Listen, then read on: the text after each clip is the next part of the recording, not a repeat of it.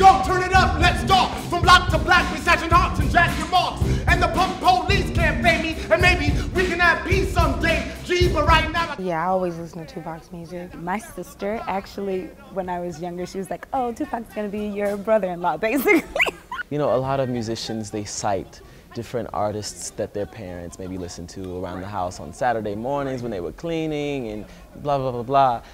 I remember Tupac being played at home. My dad and my mom actually used to listen to Tupac, and you would never think, you'd be like, well, the lyrics don't even, you know, I would never think that they would listen to Tupac. When I was doing Raising in the Sound on Broadway and going to rehearsal every day with that, I would have my headset and Tupac every day as I walked 50 blocks to rehearsal. 234 songs, 200, and you know, some of them were, you know, posthumous releases and stuff. So all of those are going, and then I had his poetry, and I had everything printed up. And for about 4 months, all I did was listen. Holler if you hear me. Holler If You Hear Me, of course, is a title track, but I always say with this, I'm trying to take the music from Holler to Hear Me.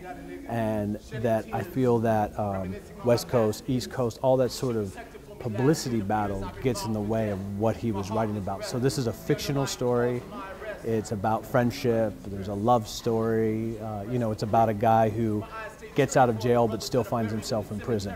So I knew that all the stories and all the character arcs would come from within the music. So I never wanted to create a story and then cut up Tupac to fit in it. So I feel like it is definitely a story that needs to be told about changing your neighborhood, violence, gun violence, and how we can just help end the war in the streets. And I think that's what makes it universal, and even Tupac's lyrics are universal if people actually took the time, you know, to read the lyrics online. It's as if Tupac was writing a piece that was cohesive, that all of it just goes together so well. Tupac's music and the music that I get to sing in the show, it literally, sometimes I feel like it sounds like it's coming from the voice of a woman. You know, the style that he wrote was so sensitive to that. And so for example, the song, Keep Your Head Up, you know, since we all came from a woman, got our name from a woman, and our game from a woman. I wonder why we take from our women, why we rape our women, do we hate our women? You know, it's like, he would say those lyrics, and so now when you see the show, and you hear me and some of the other females in the show saying those lyrics, I think people will get lost in it and really feel like these songs are written specifically for these people. My goal is to always honor Tupac's legacy, you know, his spirituality, his ideas about community, his idea about country.